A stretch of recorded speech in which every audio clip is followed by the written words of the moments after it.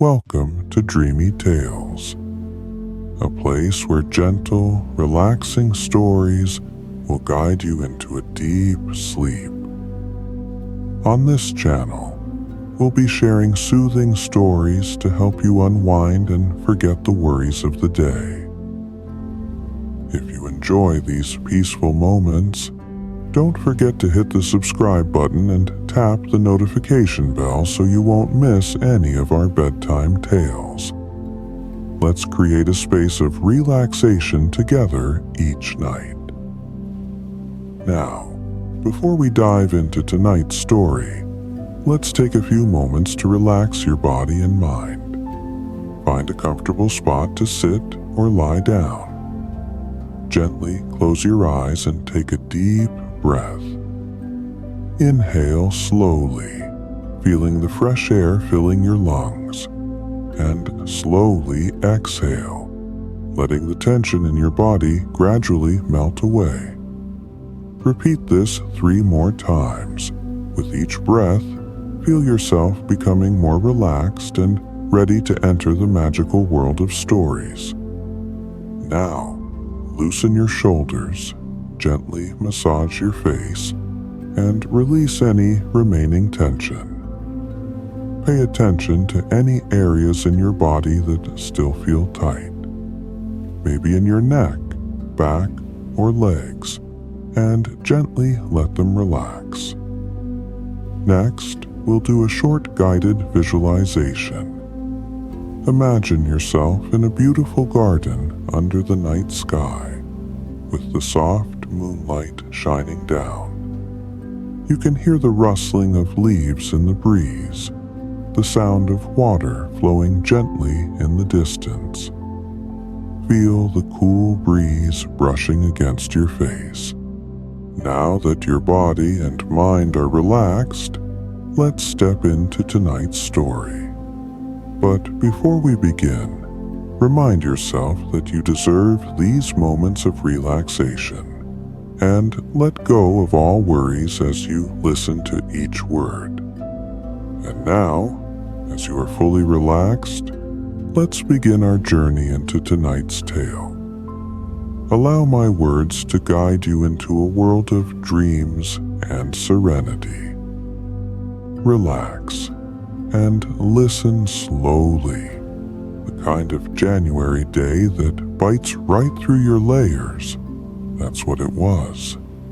The sun, low in the sky, threw a sparkly sheen across the frosty landscape outside young Mikey's window.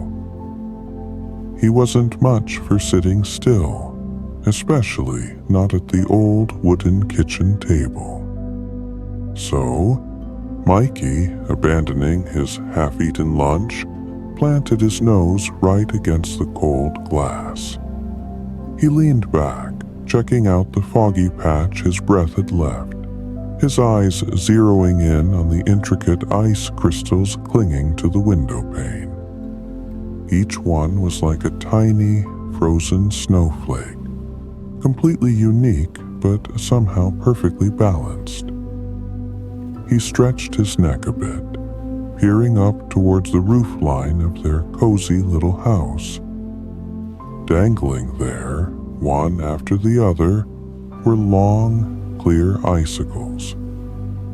Mikey imagined the satisfying thwack they'd make if he could just knock them down, one by one. A grin spread across his face at the thought of grabbing a stick later and going to town on those icy spears. But stepping outside right now, forget about it. A voice, warm and familiar, called him back to his seat. "Mikey, finish your grub, sweetie." It was his mom. He shuffled back, feeling a little guilty about leaving his plate in the lurch. She gave him a gentle nudge. "Those carrots won't eat themselves, and then, mister, you're on cleanup duty." Their midday meal was winding down, and helping his mom was just part of the deal. His little sister, Lily, well, she was still practically a baby, more interested in making a mess than cleaning one up. As Mikey swallowed the last of his veggies, he watched Lily across the table, happily smearing a broken biscuit through a puddle of golden maple syrup on her plate. She held up her sticky hands, trying to lick off some of the sweet stuff, but mostly just managed to decorate her cheeks and chin. Mikey had scarfed down his own biscuits first thing, and now he was kicking himself for not saving a little room for that mapley goodness. That pure maple syrup was a special treat, the kind his mom usually saved for weekends or when they had company over. Last year's stash was running low, and they wouldn't get any more until maple syrup season rolled around again in late March. But today was special. Today was the first day of the ice harvest, a big deal around these parts, worthy of a little celebration, even if it was just syrup with lunch.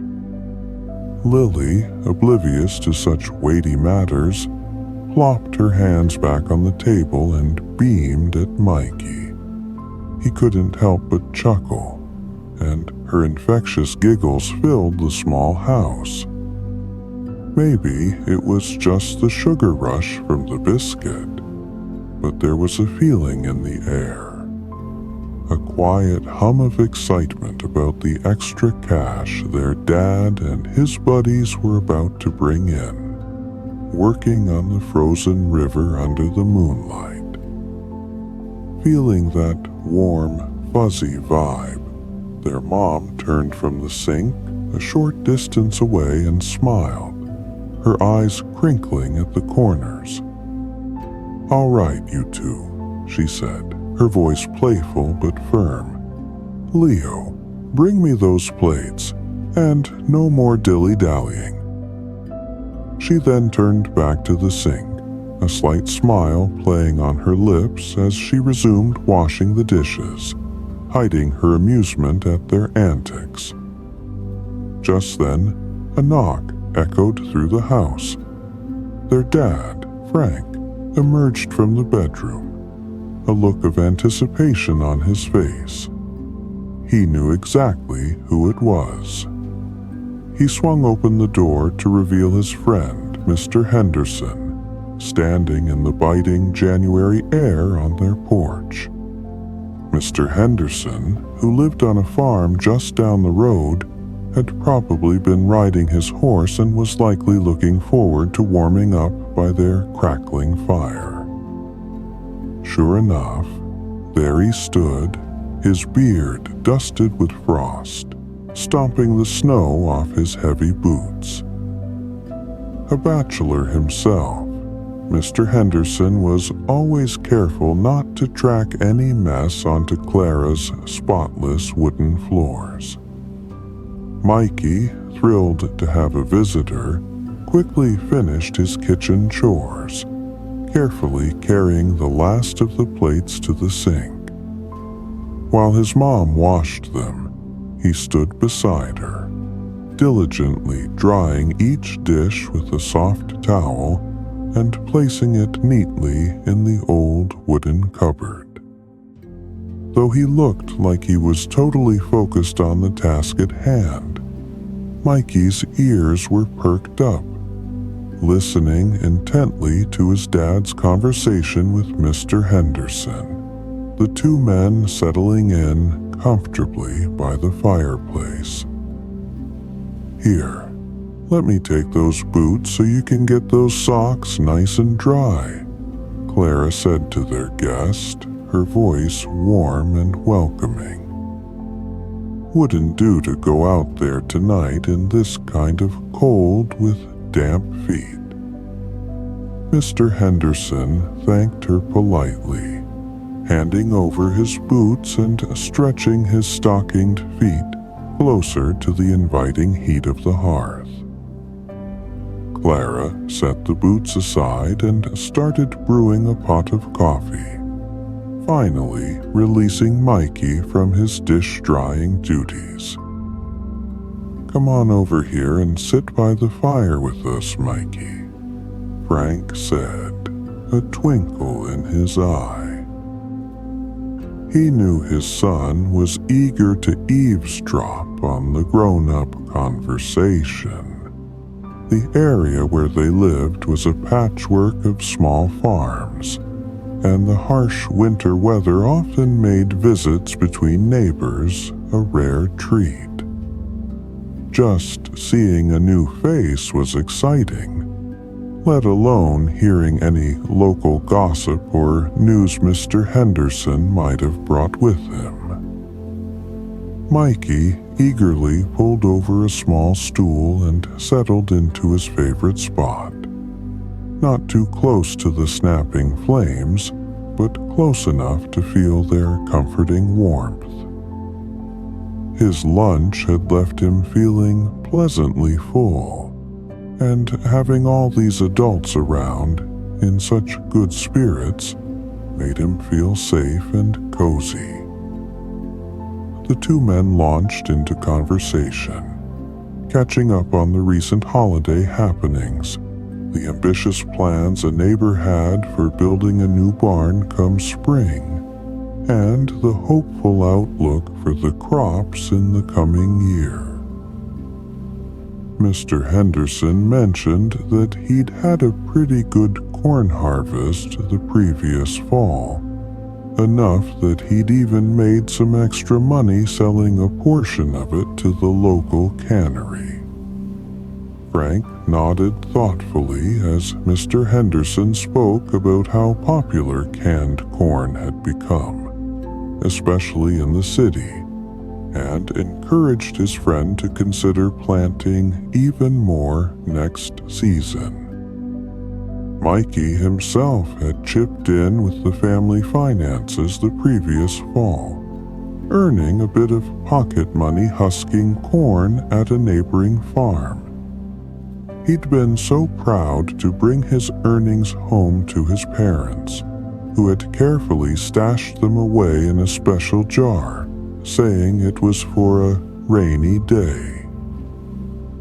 Between raking blueberries in the summer, picking crisp apples in the early fall, and shucking corn as the leaves turned, summer and early autumn were definitely the busiest times for folks around their neck of the woods. Almost everyone kept a couple of dairy cows, and Mikey had his regular chores, helping with the milking and taking care of their own family's cows year-round. Clara also kept a flock of chickens, which provided them with plenty of fresh eggs, enough that she could sell a few here and there to neighbors, using the extra cash to buy things they needed. But winter was undeniably a slow season for everyone on the farm, which is why the annual ice harvest in January was such a welcome event, a chance to earn some much-needed income during the lean months. The conversation between the men shifted back to the weather, and Frank remarked that the unusually frigid temperatures they'd been experiencing would actually be a good thing, making the ice harvest even more successful. Mr. Henderson nodded in agreement, rocking back slightly in his chair and tilting his chin up as if deep in thought. Turning to Mikey, Frank explained, "You see, son, the ice has to reach a certain thickness before it's safe for everyone to start the harvest." He paused for emphasis, as if wanting Mikey to remember this crucial piece of information.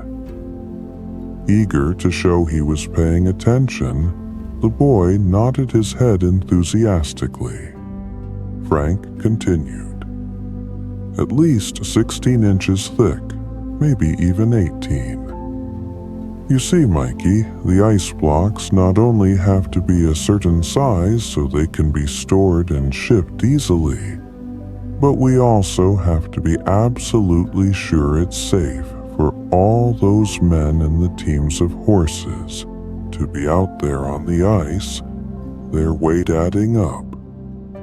Mikey nodded again, his brow furrowed in thought.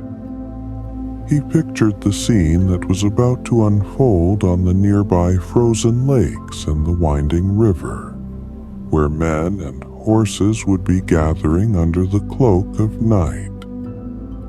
Just think about it, Mikey, Mr. Henderson said, leaning forward intently. A square block of ice, maybe 22 inches on each side and more than a foot thick, can weigh anywhere from 250 to 350 pounds. He stopped and raised his eyebrows dramatically, letting the sheer weight of that sink in for Mikey. And an area of ice the size of just 1 acre can produce as much as 1,000 tons of ice. Leaning back in his chair and folding his hands across his stomach, he added, "Do you know how many pounds are in a ton, young man?" Just then, Clara came back into the room, gently carrying Lily, who was starting to get a little fussy, off to the bedroom for her afternoon nap. Their dinner had been a bit later than usual today, throwing off Lily's regular schedule. As Clara passed by, she smiled with amusement at this unexpected pop quiz for her son. Mikey scrunched up his face in concentration, his mind suddenly feeling blank.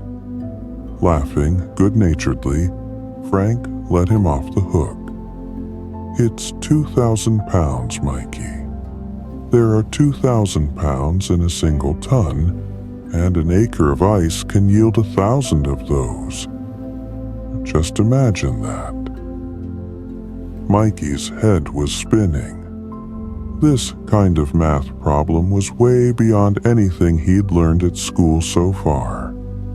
Clearly enjoying his role as storyteller and educator, Mr. Henderson continued with his impromptu lesson.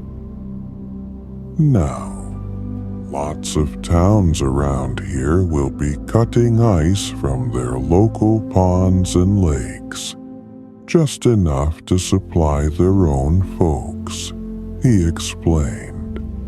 "You can pull your ice right out of that little pond down by Miller's place, or from the lake over by the old mill. Your local ice house is a dependable place. It'll keep ice frozen solid for up to a year, until it gets cold enough to cut more from the waterways." He paused. "But a small-town ice house isn't all that big, you know. Let's say it only holds 10 tons, or maybe 20 or 30 at the most." Mikey nodded. He'd seen the ice house in town before. It had looked enormous to him back then, but now he realized it definitely wasn't big enough to hold 1,000 tons of ice. Mr. Henderson went on. "That's why the really big ice harvesting operations aren't just for keeping things cold around here. In fact, because of our reliably cold winters, people from all over the country count on the far reaches of New England to keep their food fresh, even things like fancy meat pies." He chuckled. "The ice might not freeze thick enough further south some years, but they can always count on us northerners to supply their needs." He nodded and winked, and Mikey grinned. He felt a surge of pride in living in a place that was so important to others. People depended on his hometown, he thought. As if reading his mind, Frank turned to Mr. Henderson and added to the conversation. And of course, the ice we harvest here isn't just for keeping people's fancy ice boxes cold. It's also the reason they can have things like fresh fish, even if they live miles away from the ocean. Mr. Henderson nodded sagely, acknowledging Frank's excellent point. That's absolutely right, he said. Then, turning back to Mikey, he continued. Before folks figured out how to chill cargo with ice on ships and trains and barges, you really couldn't send anything that spoils easily very far without it going bad. Mikey had never really thought about this before. For him, eating fresh blueberries in the summer or enjoying a plate of pan-fried fish was just a normal part of life. But what about kids who lived far away, in crowded cities or out on the vast Great Plains? Where did their seafood come from? Or what if nobody in their neighborhood had a dairy cow to provide fresh milk? He'd truly never considered how their food made its way to them. Mr. Henderson broke into his thoughts by saying, when railroad cars ship food all across the country, that cargo needs to be re-iced pretty often, just to keep everything cool and fresh. In the summertime, they might have to add new ice every 200 or 300 miles. Mikey tried to picture the ice slowly melting in those railroad cars, and then being replaced with frosty new blocks. But Mr. Henderson had an even more surprising piece of information for him. You know, Mikey, these big businessmen in places like Boston and New York City don't just sell ice to folks here in America either. They send it as far away as places like India and Brazil. And it's all thanks to the ice that's there to keep things chilled during the long journey. Well, this was a truly mind-boggling revelation for Mikey. Something as simple as an apple, the kind he'd grab right off a tree on his way home from school, could be sent all the way to the tropics. The modern age was full of incredible things, he thought to himself in wonder. Frank and Mr. Henderson continued their conversation, and Mikey refocused his attention to hear what they were saying. I gather the demand from the cities is absolutely booming, Frank commented. I heard they've been storing ice all along the Hudson River, massive warehouses just packed with the stuff. Mr. Henderson nodded in agreement. I read in the paper that there are more than 100 ice warehouses along the Hudson now. They're using barges to ship the ice downriver. From there, I suppose, they can export it just about anywhere it needs to go. Mikey was momentarily distracted by Clara's return to the kitchen. She'd finally managed to get Lily down for her nap. He watched as she went over to the counter and took a fresh cider cake out of the cupboard. He wiggled in his seat, excited to see that they'd be having a special treat. He knew that Clara took great pride in making sure Frank and Mr. Henderson were well fed and fortified against the cold weather before they headed out for the ice harvest in a little while. Peering out the window, Mikey noticed that twilight was starting to fall. It came so early this time of year. The light was already fading from the sky by a little after 4 in the afternoon. Turning to his dad, he asked, "What time does the ice harvest start?" Clara appeared between the two older men, offering each of them a plate with a generous slice of the fragrant cider cake. Then, with a knowing smile, she told Mikey he could come and grab a slice for himself. Frank momentarily didn't answer his son's question as he and Mr. Henderson took a bite of their dessert, murmuring their approval to Clara. She beamed, saying something about how it was just a simple cider cake and nothing too special. But Mikey knew she was happy to hear their praise. Clara was well known in the area for her exceptional baking skills. She always told Mikey that the secret to a really good cider cake was knowing exactly when to stop adding the spices. Clara told Mikey to eat his cake at the table, so he scooted his chair to the side and repeated his question, his voice full of anticipation.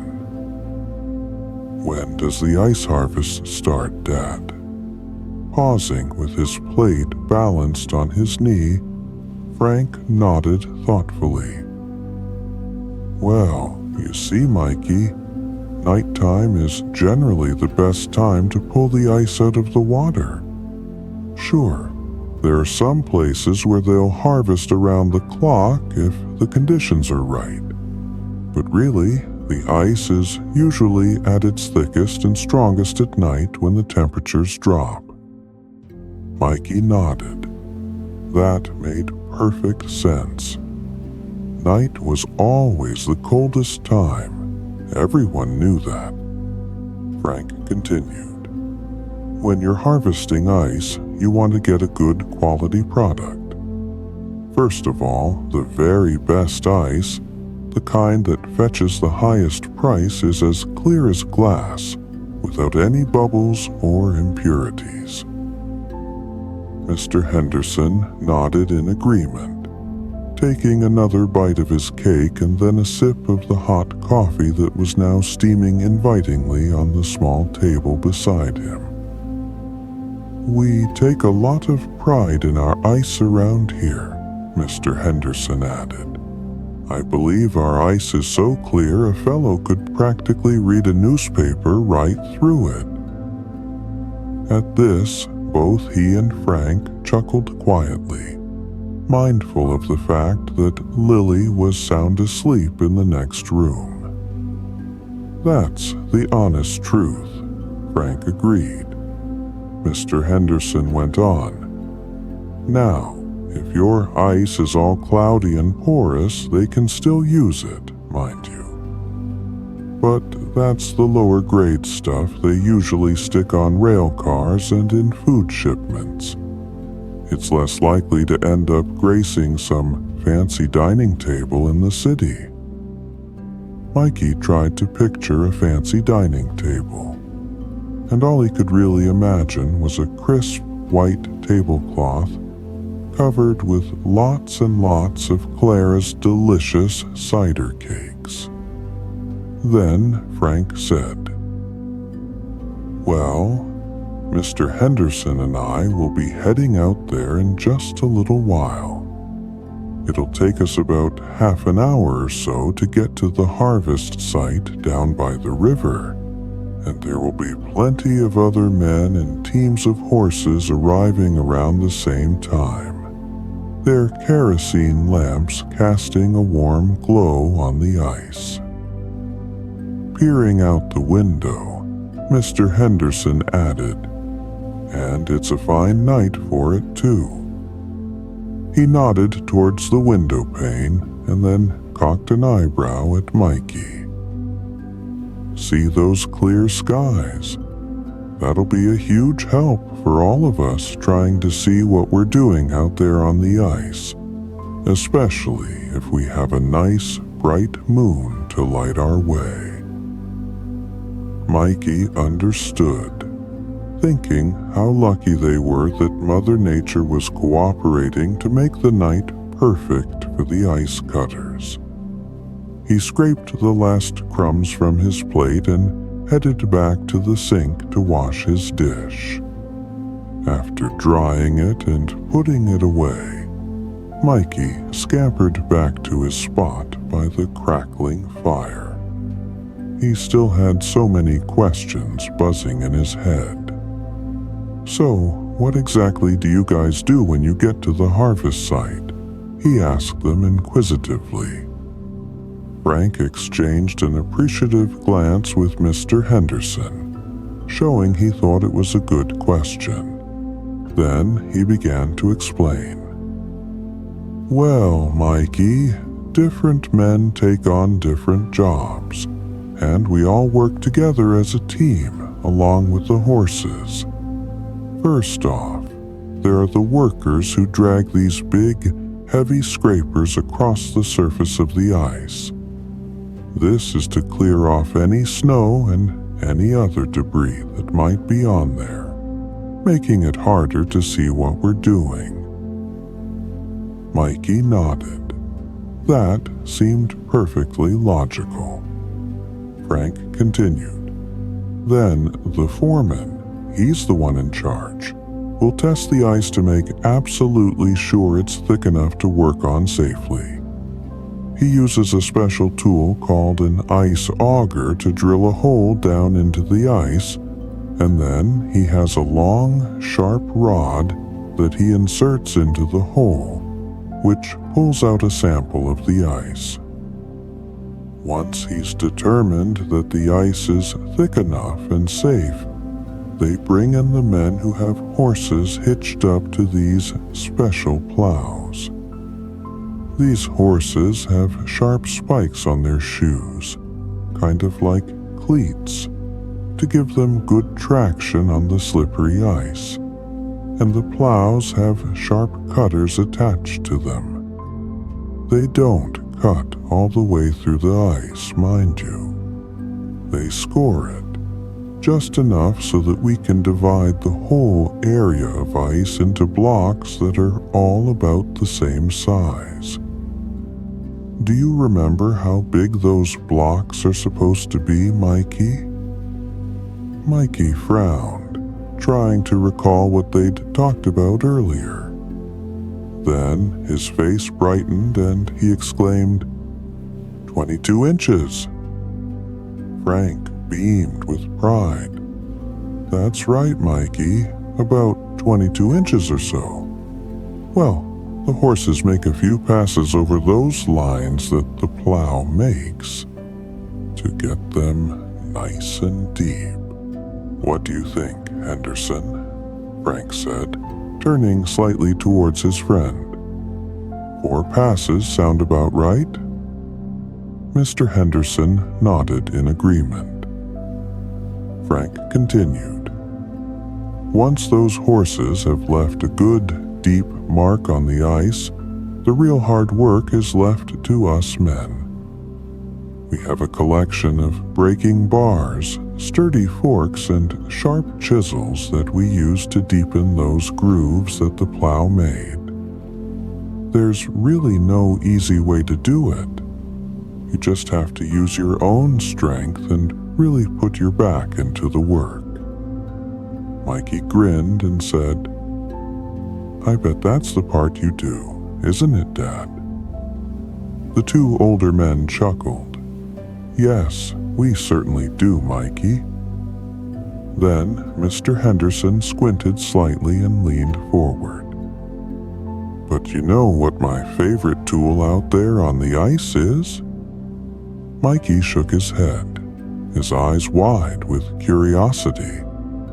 "It's the 5-foot saw," Mr. Henderson said dramatically, spreading his arms wide to emphasize the length. Mikey had seen those impressive saws used during the ice harvest before, and he knew that wielding one of them must take a lot of strength and skill. Casting a quick glance towards Clara, who was busy tidying up the kitchen, Mr. Henderson said with a wink, "Eat your greens, young man, and someday you'll be strong enough to use the ice saw yourself, Mikey." Clara laughed and nodded in agreement. Mikey wrinkled his nose slightly. Frank leaned back in his chair and shook his head, a knowing smile on his face. The very first chunk of ice is always the toughest. You've got to pry it up and out of a solid sheet of ice. But once you get some open water to work with and move things around, you can just chisel one block after another off the main sheet of ice and float it towards the shore.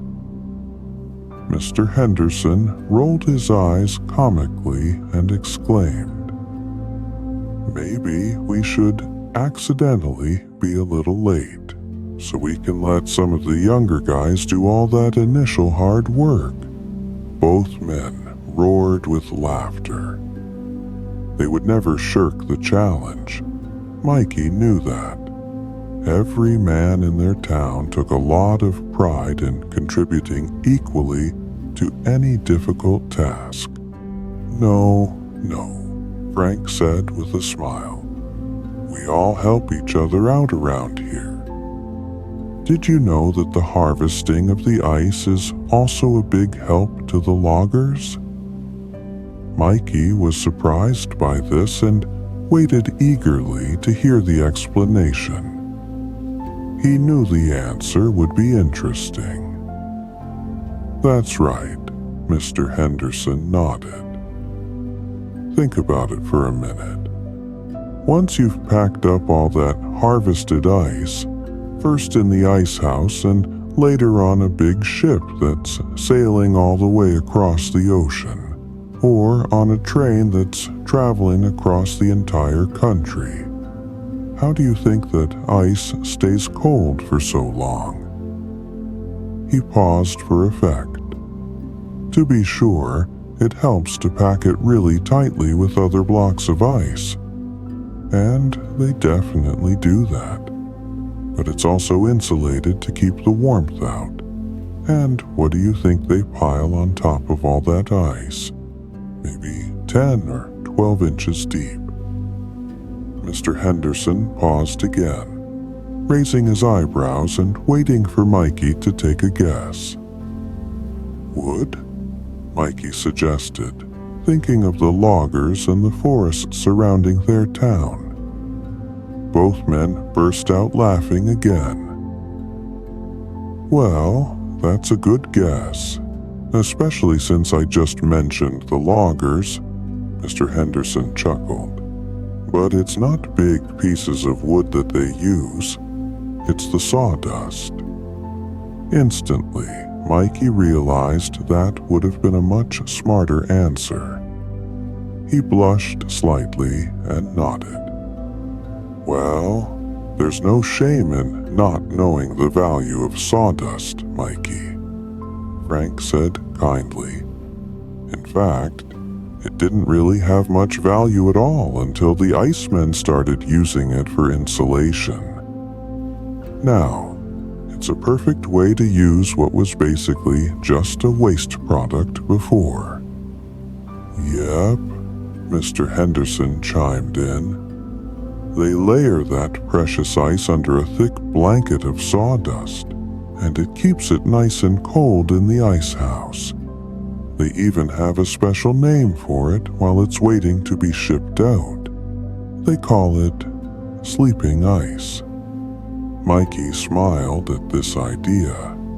Sleeping ice, he thought to himself. He liked the image of this valuable product of the North, slumbering quietly in the cool darkness of the ice houses, waiting for its big adventure to warmer places. The men looked up, noticing that Lily had already finished her short nap and was now quietly playing with some colorful measuring cups on the kitchen table.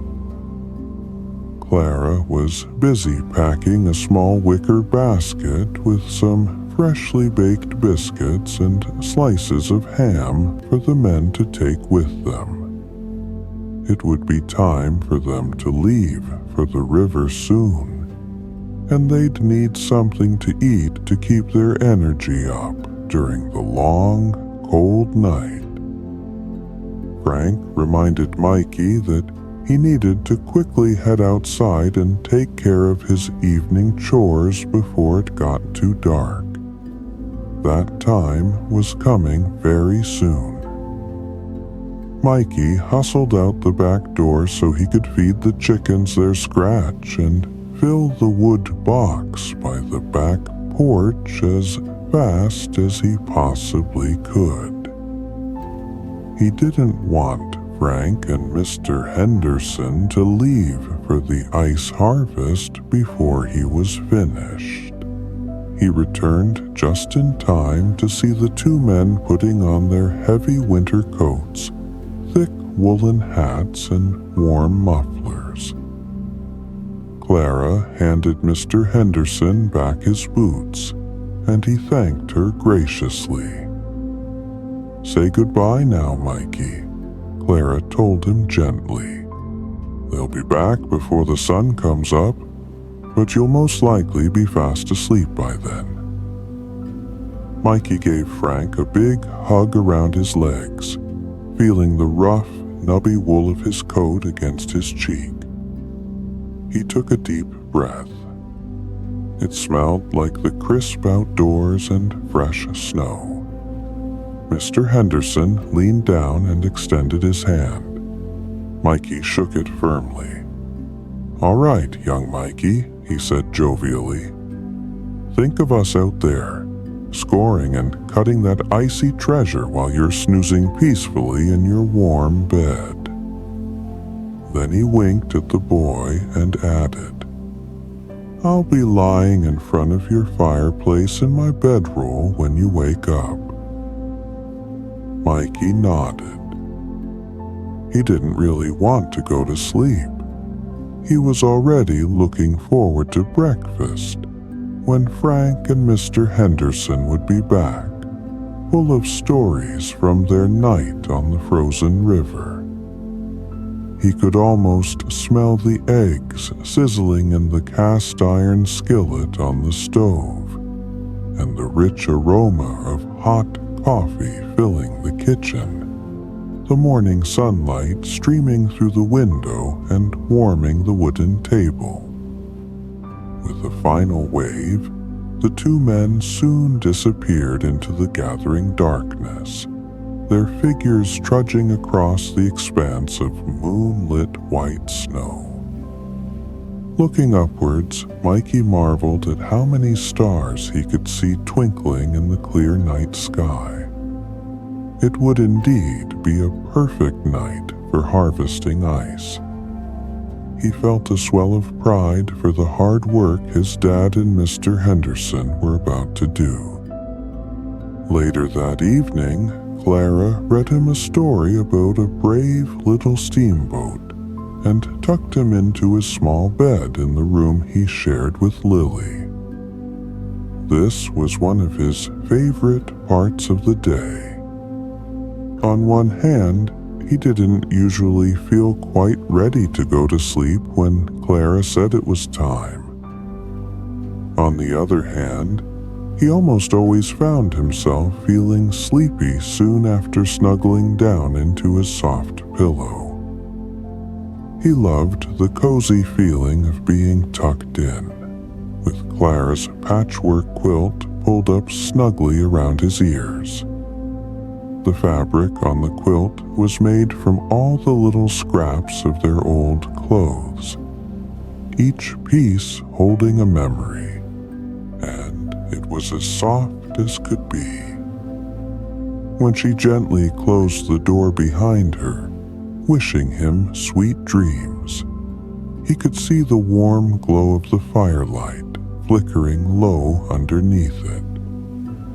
He knew that she would also be in bed soon, although she might mend a tear in one of their coats, swaying gently in the rocking chair by the hearth, or perhaps read a few pages from her favorite book first.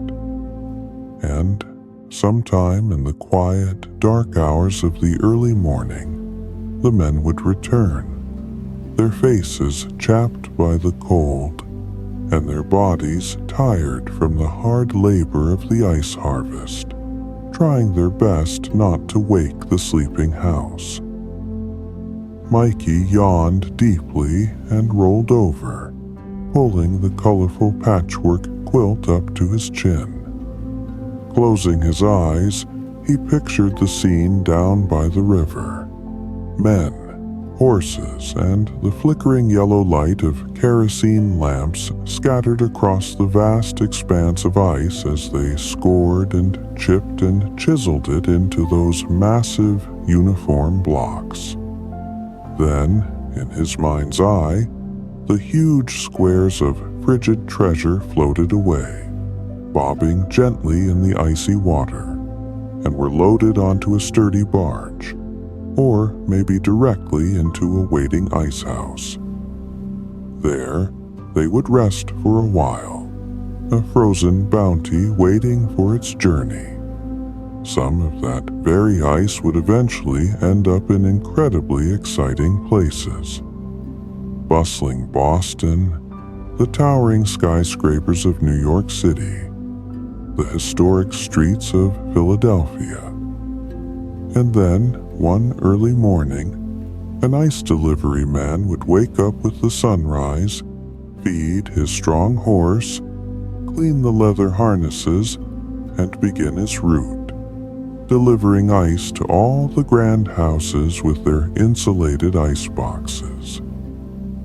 The trusty iceman would see a small card placed in the window of each house, telling him exactly how much ice they needed that day. And then he might walk up to their porch, open the small trap door at the back of their fancy ice box, and carefully place the glistening block inside. And there, the ice would silently do its important work, chilling their fresh milk, their cuts of meat, and their colorful produce day and night, a valuable gift all the way from the northern reaches of New England. Mikey liked this idea a lot. For just a moment, as sleep began to tug at his eyelids, he considered if he might like to go to the big city someday and become an iceman himself. How much people must appreciate you, he thought sleepily, if you bring them something so essential. But then, his thoughts growing fuzzy with sleep, he decided that he probably wouldn't become an iceman.